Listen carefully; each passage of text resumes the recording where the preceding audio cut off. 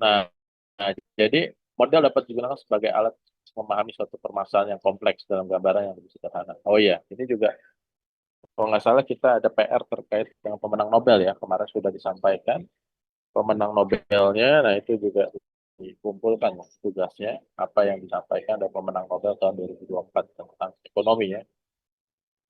Nah, jadi fenomena yang terjadi di eh, apa di keuangan dan investasi dan ekonomi itu disederhanakan dalam bentuk model atau persamaan. Ya. Nah, untuk memahami bagaimanakah penentuan risiko yang relevan pada suatu aset dan bagaimanakah hubungan antara risiko dan return yang diharapkan, diperlukan satu model keseimbangan, yaitu model hubungan risiko return aset ketika pasar modal dalam kondisi seimbang. Nah, dua model keseimbangan yang berkembang ya itu namanya CAPM, Capital Asset Pricing Model, dan APT, Arbitrage Pricing Theory. Nah, CAPM adalah model hubungan antara tingkat return harapan dari suatu aset risiko dengan risiko dari aset tersebut pada kondisi pasar yang seimbang atau equilibrium. CAPM dibangun di atas fondasi teori portofolio Markowitz. Minggu lalu di kelas ya, ketika kita offline saya udah jelaskan ini ya, bagaimana CAPM itu dibangun dari teori portofolionya Harry Markowitz. Berdasarkan teori portofolio Markowitz, portofolio yang efisien adalah portofolio yang berada di sepanjang kurva efisien frontier. CAPM diterapkan secara terpisah oleh Sharpe, Lintner, dan Mosin pada pertengahan 1960. Namun yang menang Nobel hanya William Sharpe. Kenapa? Karena Lintner dan Mosin ketika CAPM ini memperoleh Nobel ekonomi, ya, Lintner dan Mosin sudah almarhum. Karena yang menerima Nobel itu yang masih hidup. Nah, asumsi dalam kita menggunakan model CAPM ini ada 7 asumsi. Ya. Investor akan mempersiapkan portofolionya dan memilih portofolio yang optimal sesuai dengan garis portofolio yang efisien. Jadi artinya investor itu mampu melakukan diversifikasi. Jadi kalau dia uangnya baru 500.000, 1 juta, sulit melakukan diversifikasi. Makanya dia harus melakukan investasi ketika uangnya cukup. Nah, mungkin 50 juta atau 100 juta ya kalau di Indonesia, sehingga dia bisa melakukan diversifikasi. Tapi bisa juga bursa melakukan kebijakan ya satuan daripada perdagangannya itu dikecilin. Ya. Tadinya 500 lembar per lot jadi 100 sekarang. Jadi bisa diversifikasi kalau uangnya 5 juta. Ya. Bahkan nanti harapannya bisa lebih kecil lagi. Satu lot 20 lembar, ya kan? Atau bahkan per lembar di perdagangan seperti di Amerika. Ya. Sehingga berapapun uang nasabah bisa melakukan diversifikasi kecuali harga sahamnya 100.000. Kalau 100.000 berarti per lembarnya dia minimal 100.000. Kalau sekarang sahamnya 100.000, maka uangnya dia minimal harus punya 10 juta. Itu pun dia belum bisa melakukan diversifikasi karena satu lotnya 10 juta. Ya, tapi kecuali dia membeli saham-saham yang murah-murah ya atau harganya kecil-kecil. Dan yang kedua, dia juga rasional, artinya dia berinvestasi pada portofolio yang efisien. Kemarin kita sudah bahas, efisien itu adalah return tertentu dengan risiko terkecil atau risiko tertentu dengan return yang maksimal. Nah, yang kedua, semua investor mempunyai distribusi probabilitas tingkat return di masa depan yang identik. Ya, jadi artinya terkait pengetahuan, ya, semua investor tahu, misalnya saham itu ke depannya IHSG berapa. Apakah di 7.900 atau di 8.000, apakah sama.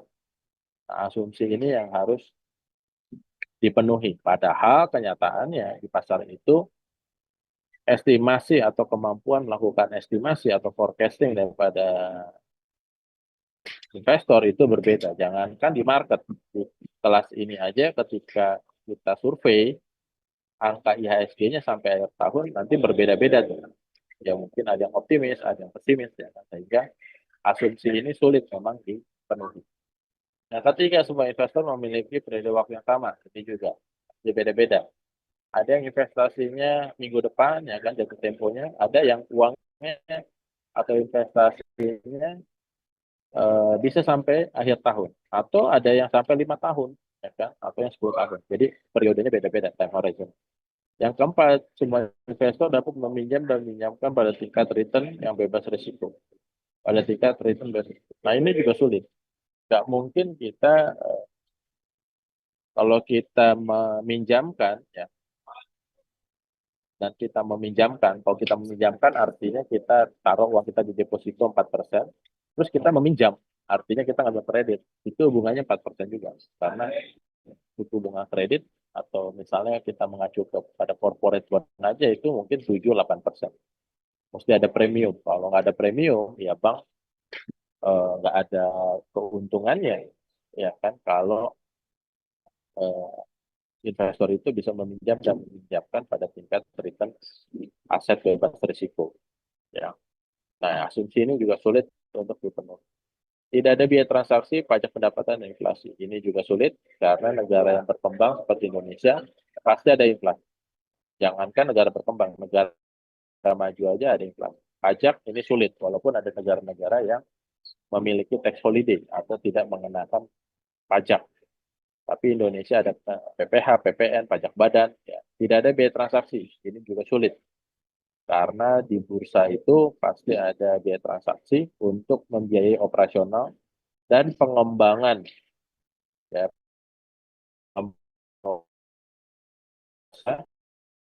bursa. Ya, kalau bursa kan 0,6 ya.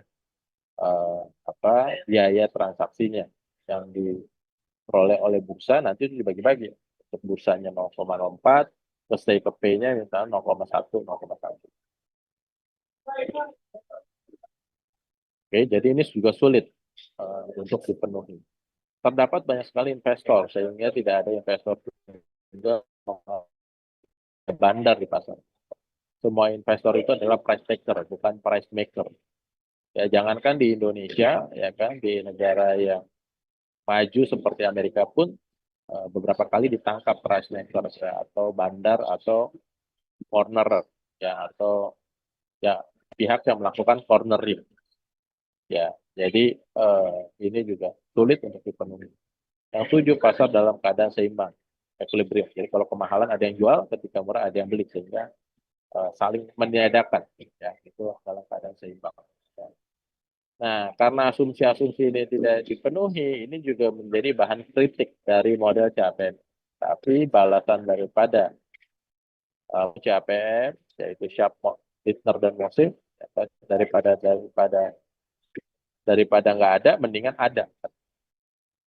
Ketika asumsi ini terpenuhi, maka CAPM itu bisa dipakai. Nah, portofolio pasar kemarin kita sudah bahas, di sini PTBA, Telkom, di sini ada apa namanya Bank Mandiri, BRI, titik-titik ini semua. Ketika ini dibuat set atau kelompok atau portofolio, maka yang efisien itu adalah yang efisien frontier. Ini yang frontier, yang terdepan. Karena kalau dia di sini, maka yang kita pilih adalah mendingan di sini. Ya, kenapa? Dengan resiko yang sama, returnnya lebih tinggi. Atau kalau dia di sini, ya aset tunggalnya, mendingan kita pilih di sini. Kenapa? Karena dengan return yang sama, resikonya lebih kecil. Dalam kondisi pasar yang seimbang, semua investor akan melalui portofolio pada titik M. Ini adalah portofolio pasar. Ya. Titik M ini sebagai portofolio yang optimal terdiri dari aset-aset berisiko. Jadi optimalnya di sini.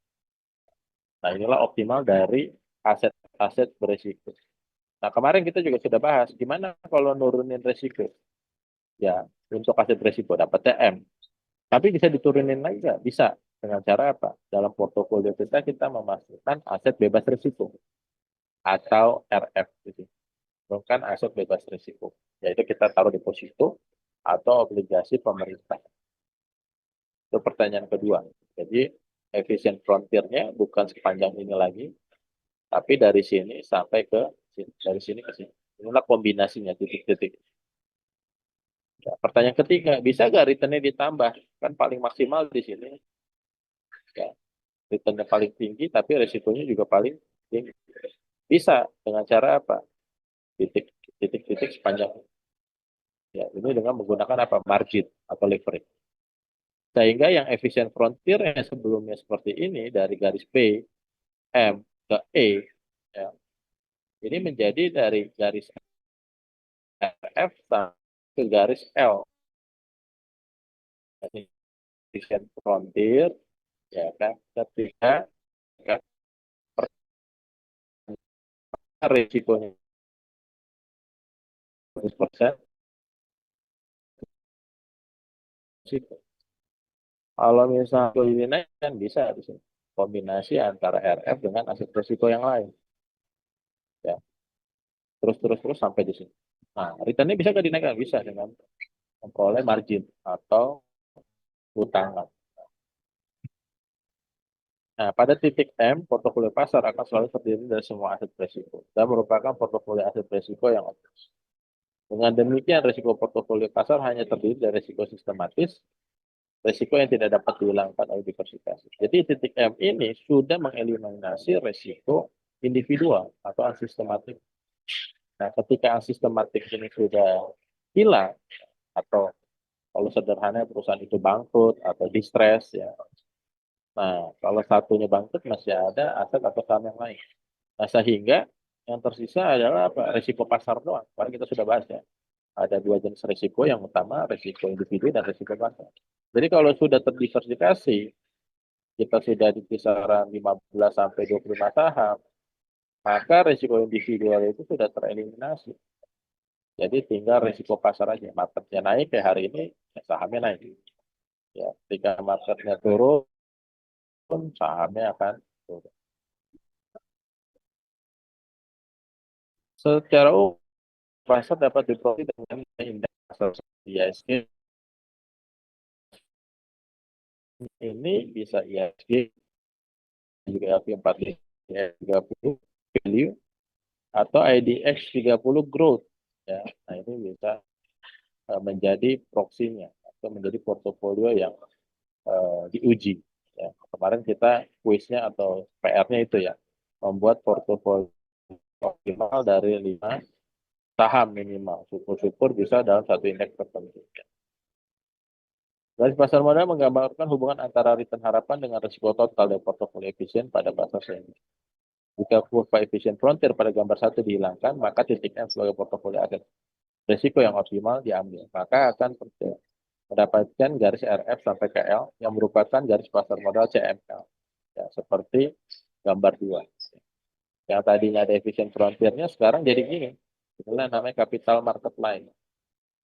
Ya, capital market line ini terbentuk dari tadi efisien frontier. Ya, ini optimalnya kombinasinya dari titik RF sampai ke L. Kemiringan atau slope CML menunjukkan harga pasar risiko atau market price of risk untuk portofolio yang efisien atau harga keseimbangan risiko di pasar. Slope CML dapat dihitung dengan expected return market dikurang RF dibagi dengan standar deviasi market. Sama dengan slope, ya, atau beta dari CML. Ya. Slope CML mengindikasikan tambahan return yang disyaratkan pasar untuk setiap 1% kenaikan risiko portofolio. Contohnya, dalam kondisi pasar seimbang, return yang diharapkan pada portofolio pasar 15% dengan standar deviasi atau deviasi standar sebesar 20%. Tingkat return bebas risiko 8%. Maka slope CML adalah sebesar expected return market dikurang RF dibagi standar deviasi atau risiko pasar.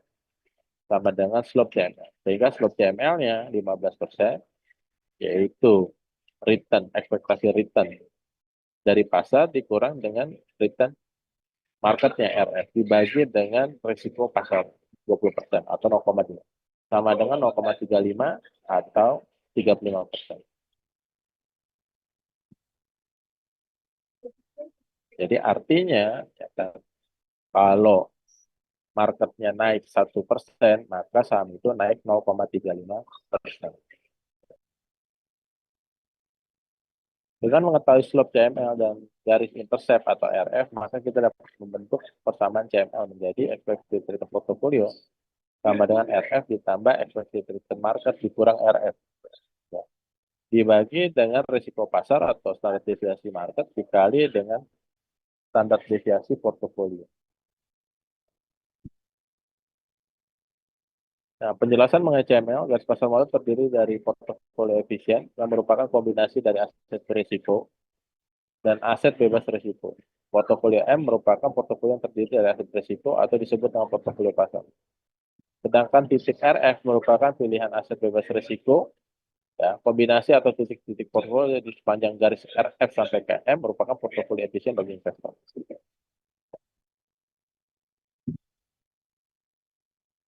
Jadi dari RF sampai ke M. Ini portofolio optimal, pilihan daripada investor. Dari M ke L gimana? Ya bisa, tapi ya kan return ini bisa diperoleh oleh investor, ya pastinya juga resikonya juga menambah atau bertambah. Tapi ya ini menggunakan utang atau leverage. Ya, jadi kalau dia punya duit 1 miliar, maka return maksimal dia di sini sebesar M atau portofolio pasar. Kayak sekarang IHSG berapa? Year to date 4%. Maka dia terima adalah 4%. Kalau mau lebih 4% gimana? Bisa, tapi gunakan margin, pakai utang. Ya. Nah, utangnya itu kalau kita mengacu ke asumsi, menguntungkan nggak kalau return 4%? Ya nggak menguntungkan. Kenapa? Ya. Karena ketika kita meminjam nggak bisa 4%. Kalau 4% pun nggak menguntungkan kan? Karena apa? Return IHSG 4%. Jadi square kan? Ya. Nah, kalau kita meminjam misalnya bunganya 10%, ya berarti sekarang kita negatif 6%, walaupun masih ada sekitar 2 bulan ke depan ya, sampai Desember. Tapi apakah IHSG bisa naik sampai 10%? Nah, kalau kita naik pinjam 10% pun, ya kita pinjam 10% ke bank, misalnya. Kalaupun IHSG naik 10%, square, kita nggak dapat untung. Kan? Nah, tapi kalau misalnya ekspektasi return market itu naik ke 50%, kita minjem ke bank itu 10%, maka kita bisa untung 40%. Nah, ini maksud poin keempat. Ya. Nah, pada kenyataannya, kalau margin di sekuritas itu bisa bunganya 12%, ada yang 16%, bahkan ada yang sampai 18%. Ya. Nah, jadi kalau kalau apa namanya 18% per tahun, berarti atau 12% per tahun, berarti sebulan itu 1%. Jadi memang ketika kita menggunakan margin, itu satu, marketnya harus naik. Harus kita proyeksikan lebih daripada 1% per bulannya, atau 12% per tahun. Atau yang kedua adalah kita menggunakan margin untuk melakukan trading. Ya, sehingga apa? Biaya 1%-nya itu ketika ada saham yang kita proyeksi bisa naik 2%, maka kita bisa memperoleh keuntungan 1%. Yang diperoleh dari 2% return sahamnya dikurang dengan biaya marginnya, yaitu 1% per bulan. Jadi kita nggak bisa buy and hold. Kalau ekspektasi marketnya seperti sekarang, ya cuma returnnya 4%. Ya, jadi kalau buy and hold, diemin, beli selama setahun, terus biaya marginnya 12% aja. Ya, nggak usah 16 nih, 12 aja. Nah, kita cuma dapat return baru 4% nih IHSG. Berarti apa? Rugi gitu, rugi 8%. Nah, itu ya penjelasan. Sampai sini ada pertanyaan?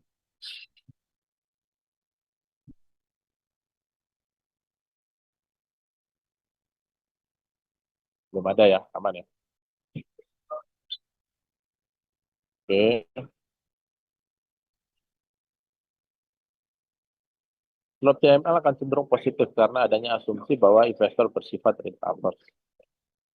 Artinya risk averse itu mungkin nggak kita mau mendapatkan return negatif. Kan nggak mau ya. Pastinya itu kita maunya positif. Kenapa? Karena returnnya harus positif. Kalau negatif berarti kita risk taker. Ya, kalau ini risk averse, artinya setiap investasi yang kita lakukan harus memperoleh keuntungan. Ya.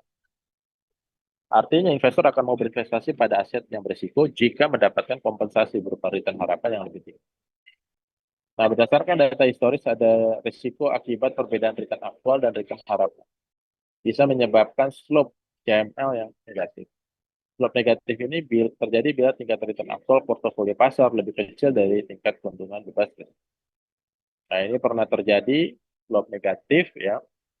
Ini ketika COVID kemarin ya. itu kayak saham Kimia Farma, Indofarma, itu koefisiennya negatif. Karena apa? Marketnya turun, kebaliknya. Marketnya turun, harga sahamnya naik, termasuk bank-bank digital waktu itu. Ya. Dan sampai sekarang pun saham-saham farmasi itu masih negatif karena kenaikannya benar-benar berlawanan dengan market turunnya sangat dalam, sangat negatif, sedangkan dia naiknya tinggi sekali. Ya. Nah, makanya sampai sekarang pun impact daripada apa kondisi COVID itu belum hilang, nah, jadi belum normal. Ya, tapi pelan-pelan sudah kecil, ya, apa namanya, slope negatif. Yang keempat, gas pasar modal dapat digunakan untuk menentukan tingkat return harapan untuk setiap risiko portofolio yang berbeda. Ya.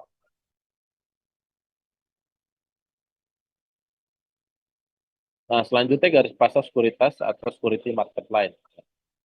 Garis pasar modal sekuritas adalah garis hubungan antara risiko return harapan dari suatu sekuritas dengan risiko sistematis. SML dapat digunakan untuk menilai keuntungan suatu aset individu pada kondisi pasar yang seimbang. Jadi dari CML menjadi SML. Ya, kalau tadi kita menghitung return portofolio, kalau sekarang kita karena dia hilang ya risiko individunya, ya portofolionya itu menjadi apa risikonya? Menjadi risiko pasar. Sehingga nilai suatu aset dipengaruhi oleh risiko pasar.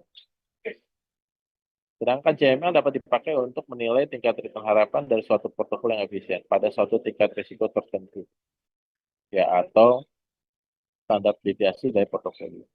Formula untuk mendapatkan expected return dari suatu sekuritas menurut model SML adalah expected return sama dengan RF tambah beta dikali expected return market dikurang RF. Di mana beta daripada aset I atau saham I sama dengan di sini ya, kovarian antara aset I atau saham I dengan market dibagi dengan varians market. Nah, jadinya bentuknya begini SML-nya.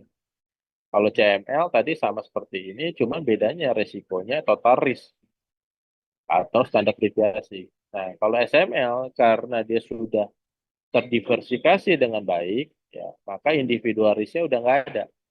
Sisanya tinggal market risk atau risiko pasar. Ya, nah inilah SML. Jadi kalau betanya atau koefisien atau slope-nya atau koefisiennya itu di bawah satu, maka aset atau sahamnya risikonya lebih kecil daripada pasar. Tapi kalau di atas satu, aset atau risikonya lebih besar daripada pasar.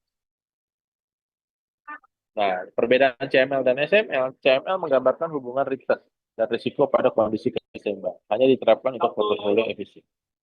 SML dapat digunakan untuk menilai keseimbangan return ekspektasi, sekuritas atau aset tunggal atau saham tertentu. Nah, ini bedanya ya. Ini CML, ini SML. Bedanya adalah di risiko. Kalau CML yang dihitung total risk atau standar deviasi, sedangkan SML risikonya itu yang dihitung hanya beta. Kenapa? Karena security market plan ini mengasumsikan titik-titik portofolio yang ada di garis ini sudah terdiversifikasi dengan baik, ya, sehingga yang dihitung hanya sebesar betanya atau risikonya hanya betanya. Nah, jadi kalau misalnya kita menghitung di sini Telkom, ya A ini Telkom, ya kan? Telkom itu sudah terdiversifikasi dengan baik. Dia punya kas, dia punya marketable securities, dia punya account receivable, dia punya fixed aset, dia punya anak usaha. Sehingga individual risk dari aset-aset yang ada di Telkom itu sudah terdiversifikasi dengan baik. Sehingga Telkom itu risikonya hanya sebesar risiko pasar. Ya, itu maksudnya. Jadi dari CML menjadi SML. Berdasarkan hubungan tingkat return dan beta, ya, maka komponen penyusun required rate of return terdiri dari tingkat return bebas risiko dan premi risiko. Secara matematis, hubungan tersebut dapat digambarkan sebagai tingkat risiko aset bebas risiko ditambah premi risiko sekuritas sama dengan RF tambah beta dikali expected return market dikurang RF. Contohnya PT Gudang Garam betanya 0,5, tingkat return bebas risikonya atau RF-nya 1,5%. Tingkat return pasar yang diasumsikan 2%. Nah, demikian maka tingkat keuntungan yang disyaratkan investor untuk saham gudang garam adalah 1,5% atau 0,015 tambah 0,5 betanya dikali 2% RM-nya, expected return-nya, dikurang 1,5%. Sama dengan 1,75%. Nah, jadi dari SML ini, ya, kalau required rate of return-nya di sini, expected return-nya itu lebih tinggi, maka di sini kondisinya undervalued. Sedangkan kalau B, di sini kondisinya adalah expected return-nya lebih kecil daripada required rate of return-nya, maka dia overvalued. Di sini kita jual, di sini kita beli. Kenapa kita beli? Karena kalau dia return-nya sebesar A di sini, harusnya resikonya kan di sini. Tapi dengan resiko yang lebih kecil, return-nya kita bisa peroleh lebih besar. Sebaliknya, kalau B di sini, return-nya di bawah daripada security market line. Harusnya kalau return-nya di sini, resikonya lebih kecil kan. Jadi mendingan kita switching atau kita tukar saham B ini kepada saham yang resikonya lebih kecil untuk mendapatkan return sebesar B. Oke, sampai sini ada pertanyaan.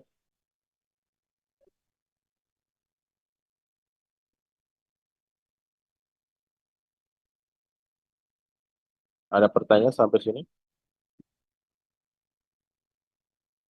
Aman, Pak. Aman ya? Oke.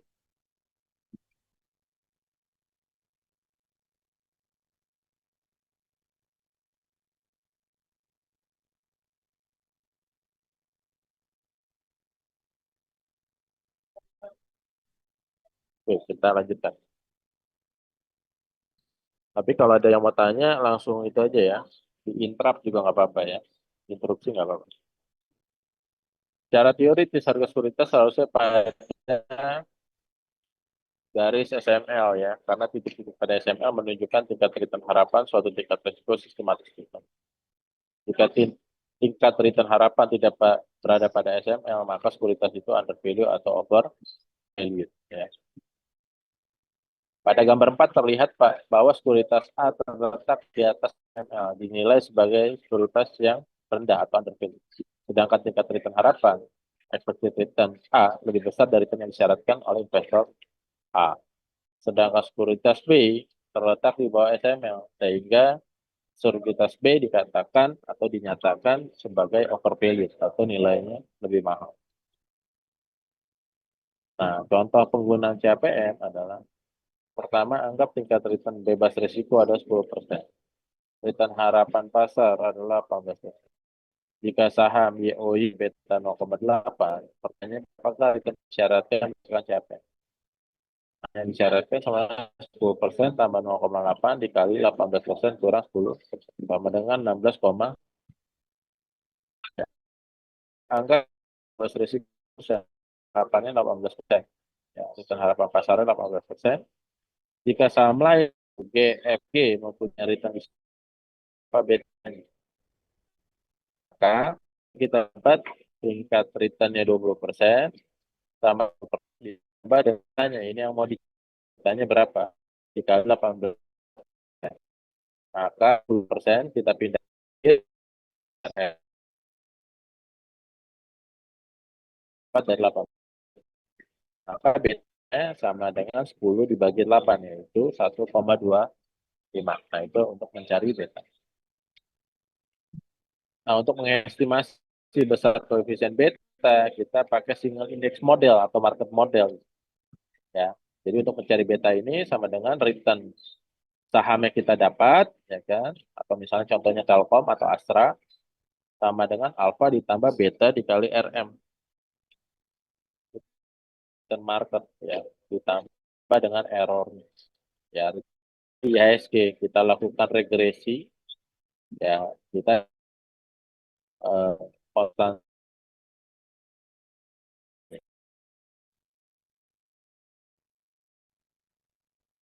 model estimasi dengan melakukan regresi, return sekuritas yang akan dinilai dengan return indeks pasar. Regresi tersebut akan menghasilkan alfa, yaitu ukuran return sekuritas I yang tidak terkait dengan return pasar, dan B atau beta peningkatan return yang diharapkan pada sekuritas I untuk setiap kenaikan return pasar sebesar 1%.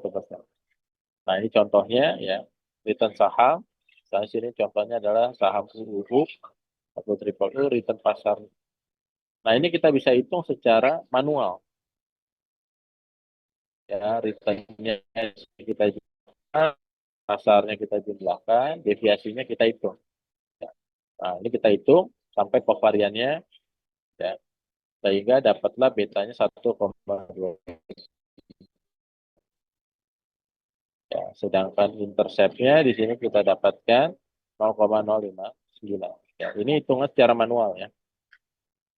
Ya, itu sederhana lah ya. Nah, bisa juga kita melakukan regresi ya tadi ya pakai single index model kan. Ya, hasilnya sama 1,237. Ya, jadi independennya adalah IHSG, dependennya adalah return sahamnya. Ya, kita regresikan dapatlah betanya 1,237.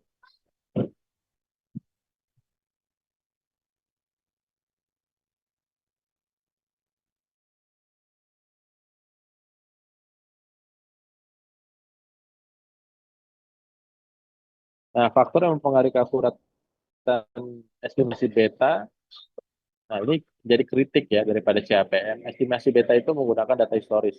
Nah, ini dikritik nih, ini yang paling tajam kritik. Ya.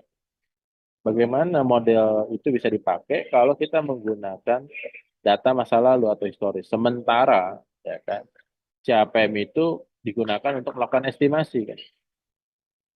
Ya, jadi hal ini secara implisit berarti bahwa kita menganggap apa yang terjadi kita atau historical price di masa lalu akan sama dengan apa yang terjadi di masa lalu.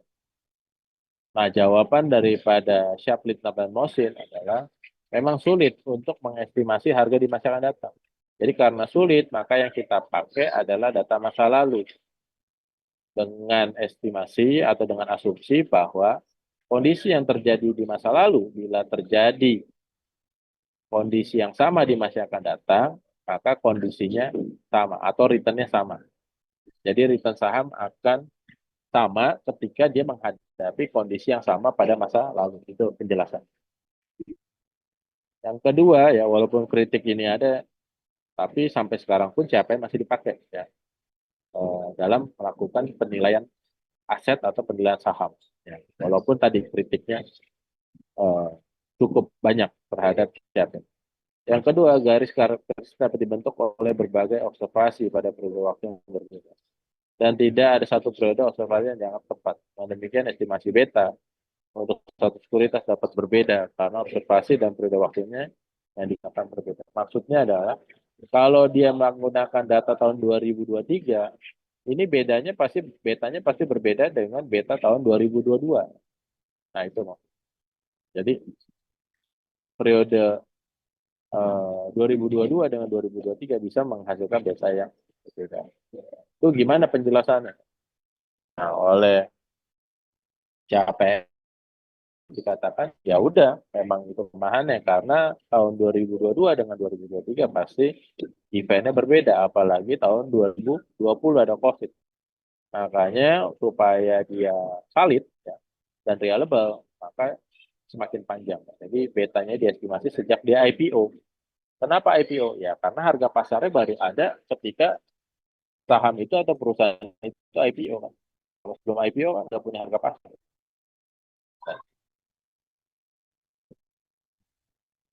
Nah, yang tiga nilai alfa dan beta yang diperoleh dari hasil regresi tersebut tidak terlepas dari adanya error. Jadi bisa terjadi estimasi beta akurat karena alfa dan beta tidak menunjukkan nilai. Nah, itu. Jadi tidak tepat ya, ya apalagi ya kan dengan ilmu yang terakhir behavior finance kan gitu. Jadi kok returnnya harusnya 15% ternyata bisa 20%. Ya karena ada di pasar yang optimis terlalu overreaction optimis. Tapi ada juga kok 15% returnnya cuma 8%. Karena apa? ada kondisi pasar ya kan secara perilaku lagi pesimis kan. Ya kayak kemarin misalnya. Kan. Padahal pemilunya udah selesai, tapi kok marketnya justru turun. Bahkan ada isu terkait dengan marketnya menunggu peresmian pemerintah baru atau presiden baru. Padahal udah nyata-nyata kan. Jadi ada bias di situ, confirmation bias. Jadi perilaku di mana pasti dulu baru investor itu percaya kan. Padahal secara legal sudah ditetapkan. Tapi karena ada rumor-rumor ya kan dan lain sebagainya, itu jadi bias perilaku market. Nah, baru hari ini sudah mulai merespon bahwa sepertinya lancar-lancar aja. Ya, makanya marketnya positif hari ini. Nah, selanjutnya kalau kita menghitung beta portofolio, ya di sini ada sekuritas FF, GG, HH, II. Investasi 20 juta, 5 juta, 10 juta, 15 juta. Return harapan 10%, 12%, 15%, 17%. Betanya 0,9, 0,95, 1,2, dan 1, maka beta portofolio gimana? Ya sederhananya kita melakukan weighted average. 0,4 kali 10%, tambah 0,1 tambah 12%, tambah 0,2 kali 15%, tambah 0,3 kali 0,17, dapatnya adalah 13,33. Ini untuk returnnya. Betanya, maka porsinya atau bobotnya dari masing-masing saham dikali betanya.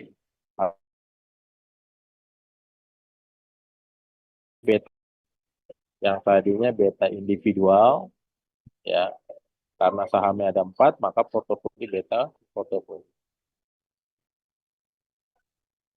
Nah, kesimpulan yang bisa diambil dari penjelasan CAPM adalah risiko dan return berhubungan positif. Artinya semakin besar risiko, semakin besar pula return.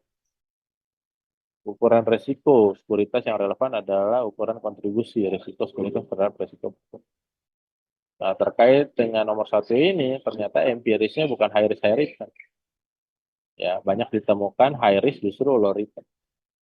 Nah, itu salah satu yang saya share juga terkait dengan empiris CAPM di saham-saham konstruksi. Ya. Nah, pengujian CAPM dapat menggunakan persamaan berikut. Ya, jadi CAPM itu berlaku nggak di Indonesia? Bisa dicek juga. Return daripada saham I sama dengan alfa 1 ditambah alfa 2 dikali beta 1. Ya. RI rata-rata return sekuritas 1 dalam periode tertentu. Beta I estimasi beta untuk sekuritas 1. Jika CAPM valid, maka nilai alfa 1 akan mendekati nilai rata-rata return bebas risiko selama periode pengujian. Dan alfa 2 akan mendekati rata-rata premi risiko pasar selama periode tersebut. Nah, ya. Jadi kalau dia valid di sini, ya A-nya akan sama dengan rata-rata return aset bebas risiko. Ya. Dan A2-nya ini sama dengan rata-rata premi risiko pasar. Ya. Jadi kalau sekarang misalnya kita pakai CAPM itu tahun 2024, rata-ratanya adalah 6% RF-nya. Kalau kita mengacu kepada atau data yang dipakai adalah RF itu adalah BI rate, maka sebesar BI rate alfa 1. Kalau kita pakainya adalah government bond yield, misalnya di kisaran 7% atau 6,7%, nah maka returnnya sebesar 6,7%. Nah, kalau premi resikonya di sini berarti kalau premi resiko kita Indonesia itu di kisaran sekarang 7-8%. Ya, jadi kalau premi resikonya itu sebesar 7-8%, maka CAPM bisa dipakai di Indonesia. Itu maksudnya. Nah, ini kuisnya ya untuk apa yang terakhir ya. Itu ini apa pertemuan kita terakhir ini kuis. Oke, sampai sini ada pertanyaan untuk CAPM sebelum kita lanjut ke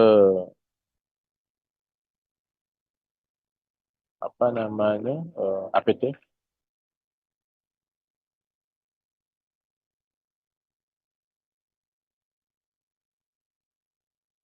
Aman ya. Oke. Oke, sekarang kita ke APT, Arbitrage Pricing Theory. Nah, ini yang kita review. Tadi terkait security market line ya. Jadi security market line ini menggambarkan risiko pasar dengan expected return.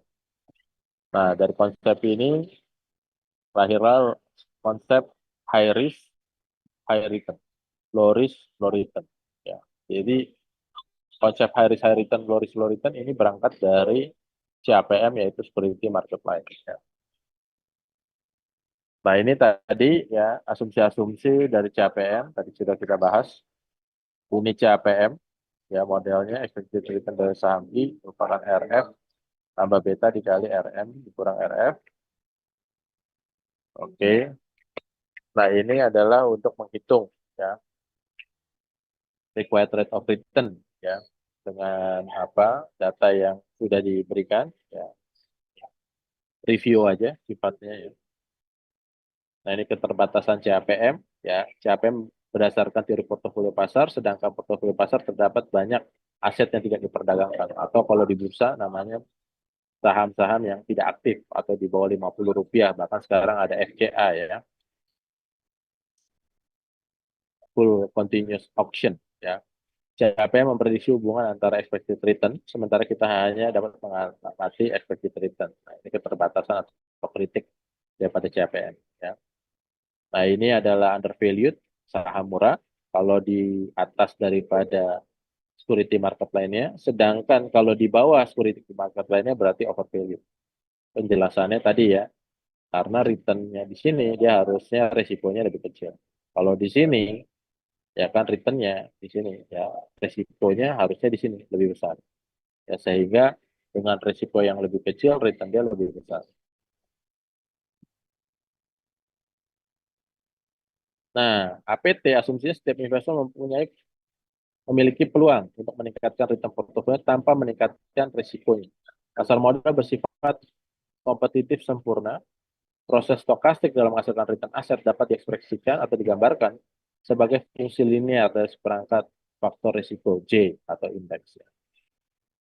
Nah, jadi APT atau model faktor return aset dan sekuritas dipengaruhi oleh beberapa faktor. Jadi APT itu bisa beberapa faktor, tapi diawali oleh satu faktor. Expected return suatu aset sama dengan tingkat keuntungan untuk portofolio yang betanya 0 ya atau beta 0 itu sama dengan aset bebas risiko, deposito atau government yield ditambah dengan di sini sensitivitas aktiva I terhadap faktor yang dipertimbangkan ya. L1-nya ini adalah risiko yang dipertimbangkan atau faktor penentunya. Jadi kalau di sini kita pakai IHSG, maka ini adalah koefisien atau slope terhadap IHSG. Kalau di sini inflasi, berarti sensitivitas terhadap inflasi atau betanya terhadap inflasi. Ya. Kalau gitu bisa dong semua makro dimasukkan, bisa. Makanya APT ini Arbitrage Pricing Theory. Inilah awal dari terjadinya multifaktor atau istilah lainnya adalah regresi berganda. Ya, jadi regresi berganda itu lahir dari konsep APT, Arbitrage Pricing Theory. Prinsip arbitrasi itu adalah memperoleh laba tanpa risiko dengan memanfaatkan peluang perbedaan harga aset atau sekuritas. Taktik investasi arbitrase itu jual sekuritas pada harga yang tinggi, kemudian beli sekuritas yang sama pada harga yang rendah. Portofolio arbitrase, portofolio yang tidak membutuhkan dana tambahan dari investor. Contohnya, Tuan Hari memiliki 3 saham dan nilai pasar masing-masing 4 juta. Ya, jadi masing-masing 33% kurang lebih. Modal investor yang dimiliki berarti portofolionya adalah 12 juta. 4 juta dikali 3. Semua pihak buat tingkat sensitif, yaitu saham A, betanya 0,9, saham B 12%, betanya 3, saham C 12%, betanya 1,8. Apakah ekspektasi return dan faktor sensitivitas tersebut mewakili situasi keseimbangan? Jika tidak, apa yang akan terjadi dengan saham dan ekspektasi return untuk mencapai keseimbangan? Nah, jadi kalau model keseimbangan X1, X2 tambah X3 sama dengan 0. Nah, kita masukkan, ya kan, faktor sensitivitasnya yaitu menjadi modelnya B1 dikali X1 tambah B2 kali X2. Ya, ditambah B3 kali X3 sama dengan 0. Nah, kita masukkan faktor sensitivitasnya atau betanya. Dalam hal ini kita pakai betanya dulu. Yaitu 0,9 X1 tambah 3 X2 tambah 1,8 X3 sama dengan 0. Nah, kita buat asumsi. X1-nya sama dengan 0,1. Maka 0,1 ditambah X2 tambah X3 sama dengan 0. Dan 0,9 kali 0,1 ditambah 3X2 tambah 1,8 X3 sama dengan 0. Maka 0,1 tambah X2 tambah X3 sama dengan 0. X2 tambah 3 minus 3 kali 0,1 tambah 3X2 tambah 1,8 X3 dengan 0. Sehingga 0,09 hasil dari 0,9 dan 0,1 tambah 3X 1,8 X3 sama dengan 0. Sehingga 3X2 tambah 1,8 X3 sama dengan minus 0,09. Nah, setelah itu ya kita udah dapat di sini adalah persamaannya ya. Nah, kita masukkan di sini dua persamaan untuk kita mendapatkan, kita mau eliminasi supaya dapat X1 kita udah dapat. Nah, kita mau dapat X3 atau X2. Nah, dalam ini kita X3 dulu. Nah,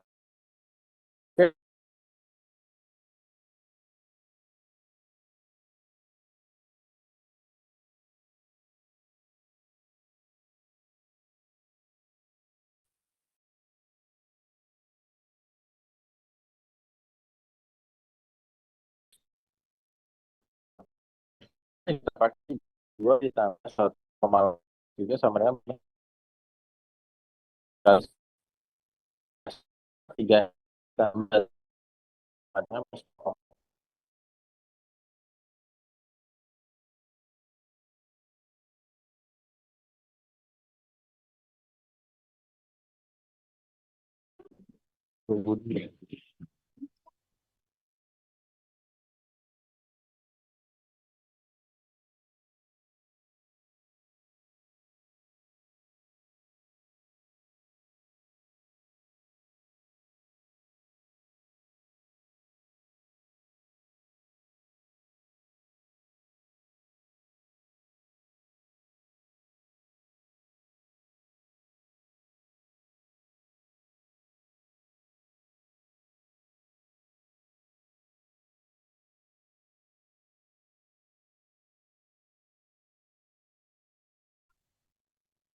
putus ya tadi ya. Kita lanjutkan ya. Halo, kedengaran suara saya? Kedengaran, Pak. Oke, nah setelah itu kita eliminasi. 3X2 dikurang 3X2 jadi hilang kan di sini. Nah, 3X3 dikurang 1,8X3 jadinya 1,2X3. Minus 0,3 dikurang dengan minus 0,09 jadinya minus 1,21. Sehingga X3-nya sama dengan 1 minus 0,175. Kita udah dapat X1 dan kita dapat X3. Nah, kita ambil salah satu persamaan ya kan untuk mendapatkan X2-nya. Ya, kita pakai yang ini aja. X2 tambah X3 sama dengan minus 0,1. X2 dikurang 0,175 sama dengan minus 0,1. X2-nya sama dengan minus 0,175 dikurang 0,1. X2-nya sama dengan 0,075. Ya. Nah, selain bobotnya kita udah dapat X1, X2, X3-nya, nanti kita masukkan ke persamaannya. Selain bobotnya untuk melihat apakah suatu portofolio benar-benar merupakan portofolio arbitrase, harus ditentukan ekspektasi return. Jika hasilnya positif, maka portofolio tersebut dapat dilakukan arbitrase atau menjadi objek portofolio arbitrase. Nah, X1 R1 ditambah X2 R2 tambah X3 R3 lebih besar daripada 0 supaya dia bisa dilakukan arbitrase. Maka 15% X1 tambah 21% X2 tambah 12% X3 lebih besar daripada 0. Kalau kita masukkan hasilnya 0,975. Berarti portofolio arbitrase telah diidentifikasi atau portofolio tersebut bisa dilakukan arbitrase.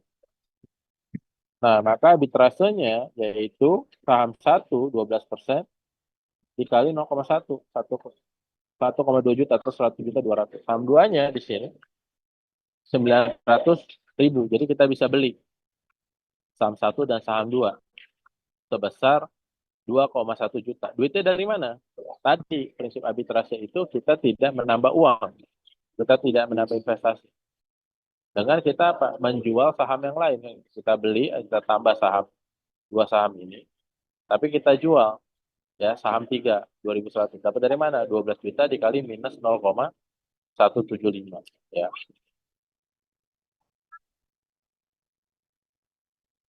Ya. Nah, posisi investor dapat mengevaluasi posisi dari salah satu sudut pandang berikut ya, memegang portofolio yang lama dan portofolio arbitrase atau memegang portofolio baru. Ya, jadi portofolio lamanya 0,33 karena masing-masing 4 juta, ditambah portofolio arbitrase 0,1, 0,075 dan minus 0,175. Jadi portofolio barunya saham satunya porsinya jadi naik, jadi 0,43 atau 43%, saham duanya 40,8%. Saham tiganya turun dari 33% menjadi 15,8%. Nah, sehingga portofolio lama return 16%, beta 1,9, resikonya 11%. Dengan arbitrase di sini, dia bisa nambah 0,975%. Betanya 0. Tidak ada tambahan risiko pasar. Standar deviasinya kecil. Nah, portofolio barunya, returnnya jadi 16,975, betanya 1,9, standar deviasinya berkurang sedikit, mendekati 11%. Nah, konsekuensinya apa? Dari pembelian saham 1 dan 2 dan penjualan saham 3. Tekanan beli meningkat, saham 1 dan 2 naik. Tapi ekspektasi return turun.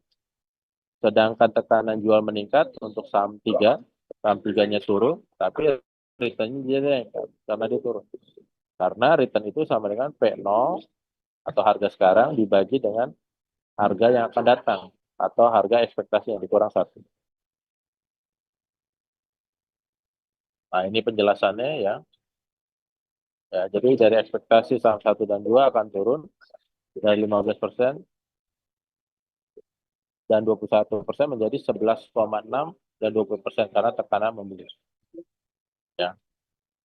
Sebaliknya, naiknya tekanan jual menyebabkan ekspektasi return saham 3 meningkat dari 12% menjadi 15%. Berarti ekspektasi return setiap sekuritas pada keseimbangan adalah fungsi linear. Sensitivitas sekuritas terhadap faktor B. Ya. Kalau di sini digambarkan,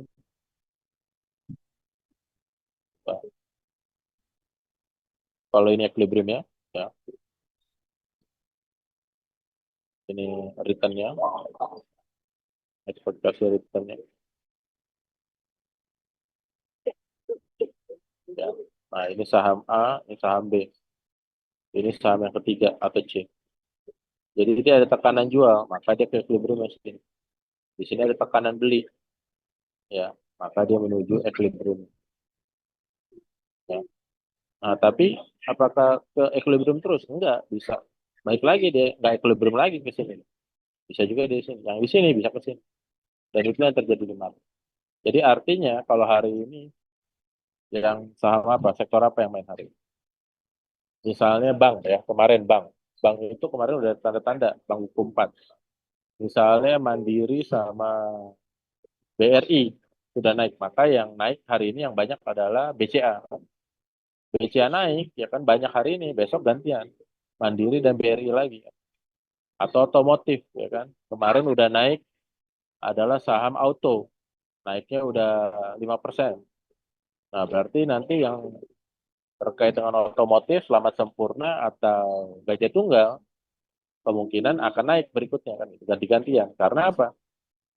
Sahamnya otomotif atau auto sudah mahal, sehingga returnnya lebih kecil kan, ya returnnya jadi kecil, ya, karena ada tekanan membeli, ya. Nah, karena dia naik banyak ya, maka apa? Akan terjadi penjualan. Ya, penjualan makanya hari ini jual ya berganti kepada saham otomotif yang lain. Ya. Nah, begitu juga nanti kalau sektor konstruksi, kalau ada yang naik kayak kemarin juga ya properti ya. Properti yang naik duluan apa kemarin ya? Misalnya Pakuwon dan BSD kan. Nanti Alam Sutra menyusul kan, ya gantian. Jadi sektor yang sama ya atau aset yang sama pada prinsipnya ya APT itu harusnya diperdagangkan pada harga yang sama ya. Nah, samanya itu aset yang sama itu ya diukur dengan resikonya. Resikonya contohnya adalah betanya ya.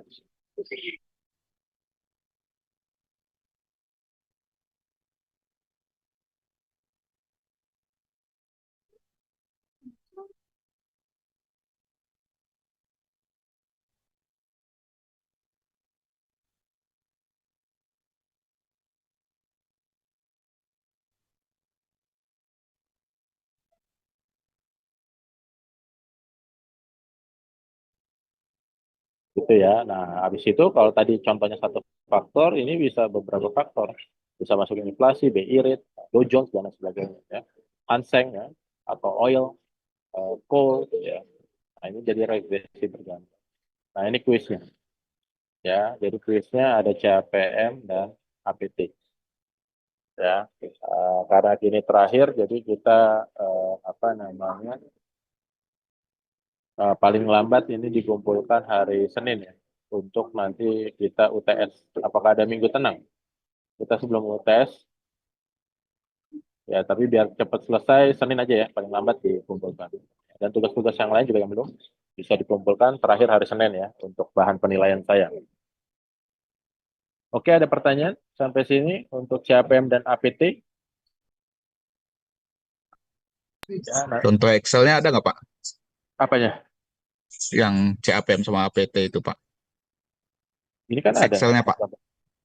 Ini masukin data ini aja ya. Masukin data ini aja. Ini kan gampang nih. Ya. Ini ya. Ini contohnya ya untuk menghitung eh, regresinya ya.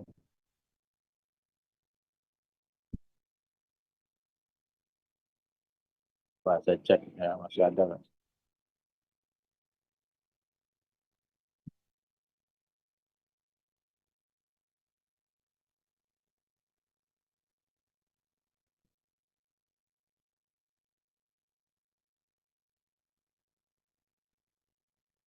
Kayaknya waktu itu saya udah kasih ya, kalau nggak salah ya. Yang kalian Word itu kan, udah saya kasih juga kan contohnya perhitungannya. Ya.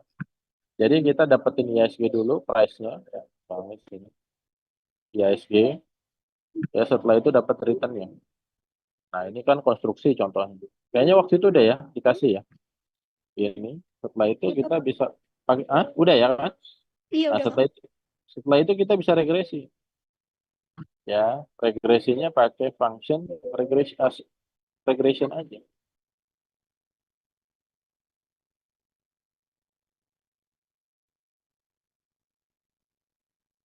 Ya, di sini data, data analysis, kita masukin di sini regression.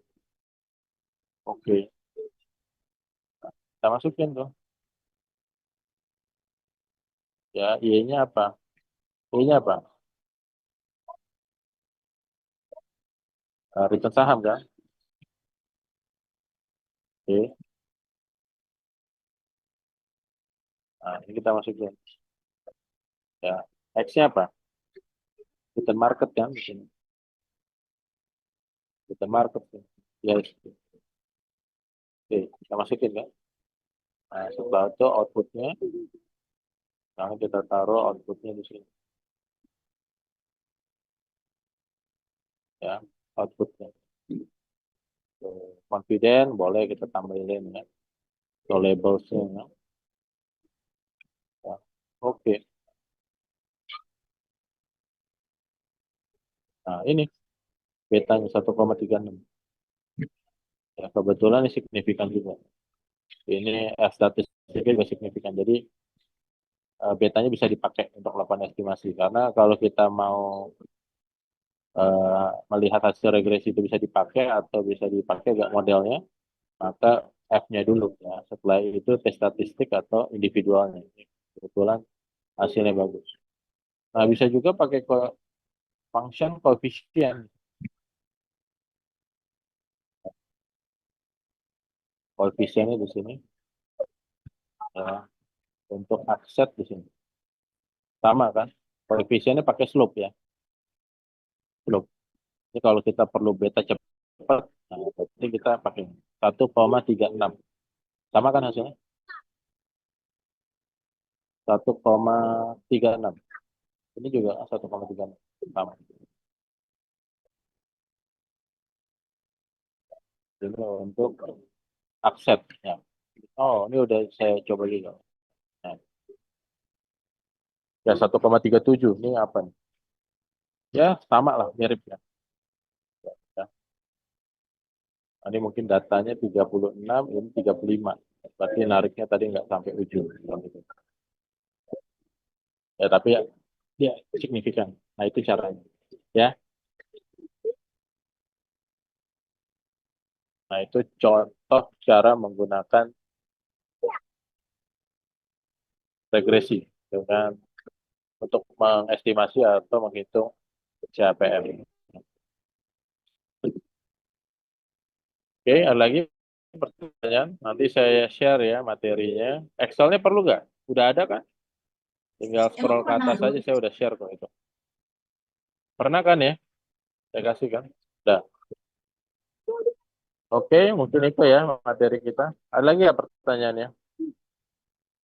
Oh, nggak ada, tolong buka kameranya, kita dokumentasi dulu ya.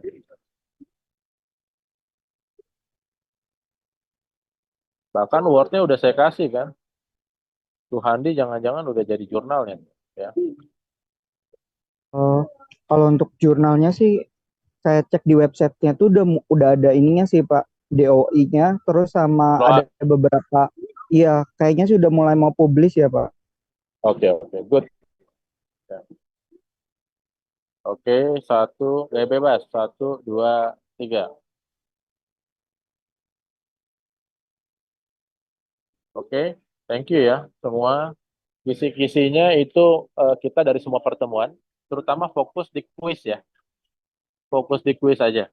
Ya, karena UTS-nya itu eh, saya buat seperti itu, jadi nggak kemana-mana. Ya. Jadi apa namanya gampang aja kan. Apa kita udah ngerjain tugas, kuis, nanti UTS-nya pertanyaannya kemana-mana kan. Jadi nggak efektif, nggak sesuai juga. Jadi sesuai dengan kuis itu kisi-kisi di apa namanya UTS kita. Ya. Oke, sebelum benar-benar kita akhiri, ada lagi pertanyaan? Pak, mau nanya dong, Pak. Ya, Untuk silakan. UTS-nya itu kira-kira kapan ya, Pak? Minggu depan kah atau kapan? Nanti kita konfirmasi sama Mas Irfan ya. Kalau minggu depan berarti minggu depan, kalau minggu dua minggu lagi dong. Saya nggak tahu kita online apa offline. Biasanya apa? Ah, Fik, Taufik ketua kelas. Oh, online, Pak. Oh, online ya udah. Nanti Iya. kita saya share biasanya kita buka Zoom atau langsung di WA aja saya share nanti waktunya dan kondisinya atau apa aja yang harus diperhatikan saya share juga gitu, ketentuannya. Yang pasti waktunya 2 jam ya kan. Eh, Tulis tangan, tinggal difoto aja kirim ke email ya, gampang, cepat ya. Kalau udah pernah ikut kelas saya sebelumnya pasti udah biasa kayak gitu. Ya. Sifatnya open book ya dan kisi-kisinya tadi saya ulangi fokus ke kuis aja. Ya. Oke, mungkin itu ya. Ada lagi? Ya, kita tunggu ya ke Mas Irfan atau nanti kita tanya ke Mas Irfan aja ya. Mungkin ketua kelas Taufik bisa koordinasi ya. Kapan kita UTS-nya. Karena saya juga belum dapat. Biasanya ada lembaran jadwal untuk semua mata kuliah tuh. Sampai sekarang saya juga belum dapat tanggal berapa kita UTS. Ya. Tapi soalnya udah saya siapkan. ya itu semuanya ada dari materinya dari kuliah kita, khususnya dari kuis ya. Dan juga jangan lupa tugasnya dikumpulkan ya supaya bahan penilaian selesai. Oke, demikian ya. Nur, aman Nur? Nur 1, Nur 2, aman ya. Sofia, Cindy, Cynthia, mau ujian ya? Ya, Pak. Ya, saya habis ini lanjut ini nih ngajar TIKMI nih saya, WPEE habis ini. Makanya saya minta majuin karena mendadak harus nolongin TIKMI mau kelas WPEE. Hari Senin saya nguji WPPE, tapi P di Maybank. Oke, demikian ya. Tapi nanti Siap. kalau ada pertanyaan di itu ya di WA ya di grup bisa ditanyakan atau japri ya kalau ada hal-hal yang perlu ditanyakan atau dikonfirmasi. Oke, thank you semua. Terima kasih, Pak. Terima kasih, Pak. Terima kasih, Terima Pak. kasih Bapak.